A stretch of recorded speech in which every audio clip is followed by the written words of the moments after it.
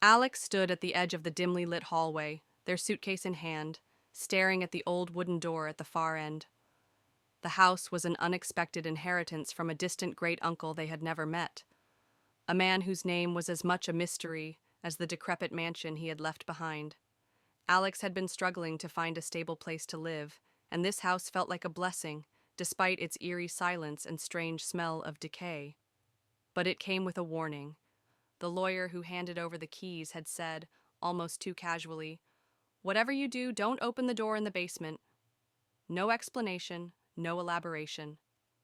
Alex had laughed it off at first. Surely it was some old family joke or superstition.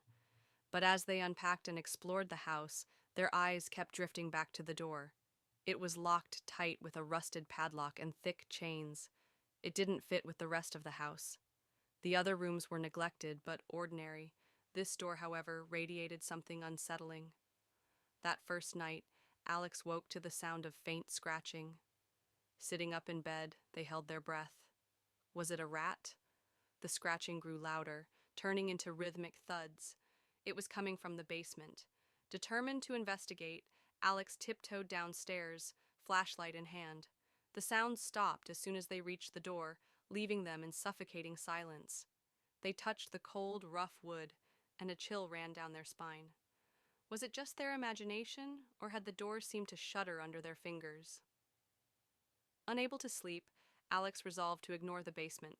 But by the second night, the noises returned, this time louder, almost desperate. Alex began to explore the house during the day, hoping to uncover some clue about its history, or why anyone would warn them about the door. The mansion's interior was a time capsule, filled with antiques and dusty portraits of long-dead relatives. Each room told a story of a family that seemed to have faded into obscurity. In the attic, Alex found an old diary. It belonged to a young woman named Eleanor, written decades ago. Eleanor spoke of a mysterious door in the basement, recounting strange occurrences, voices whispering her name, shadows moving when no one was there. Her final entry read, "I hear them calling me. I don't know how much longer I can resist." There were no further entries, and no mention of what happened to Eleanor. That night, Alex couldn't shake the diary's words. The scratching noises began again, louder than ever.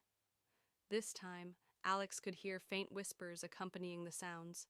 Pressing their ear to the door, they froze. The whispers weren't just random, they were calling their name. "Alex." The voice was soft, almost mournful. Alex recoiled and stumbled backward, dropping their flashlight. They decided they needed answers. But who could they turn to? The lawyer hadn't provided any contact information for other relatives. Internet searches for the house's history turned up nothing. Each night the noises became more persistent, and the whispers grew louder, more insistent. The warning replayed in their mind, "Don't open the door." But the temptation gnawed at them. What could possibly be behind it? By the fifth night, Alex couldn't take it anymore. They went to the basement, holding a crowbar, ready to face whatever lay beyond.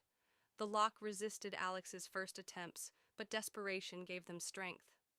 With a loud crack, the padlock broke, and the chains fell to the ground in a heavy clatter. Alex stood frozen for a moment, staring at the now unlocked door. A gust of cold air seeped through the cracks, carrying with it an unsettling metallic scent. Gripping the doorknob, Alex hesitated. This was the moment they could still turn back. But then the door trembled slightly, as if something on the other side was pushing against it.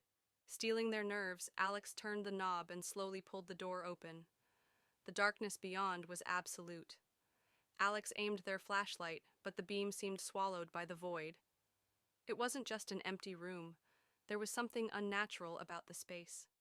The walls seemed to ripple as if alive, and faint figures moved just beyond the edge of visibility. The whispers returned, louder now, overlapping in an unintelligible cacophony. Then the voices unified into a single command. "Come closer." Alex's feet moved involuntarily, stepping into the room. The air grew colder with each step, and the ground felt soft, almost pulsing beneath their feet. Suddenly, a shadowy figure emerged from the darkness, a human-like shape with hollow, glowing eyes. It raised a hand, pointing toward Alex, and whispered, "You shouldn't have opened the door." Panic set in as the room began to shift. The shadows closed in, and the door behind Alex slammed shut, trapping them inside.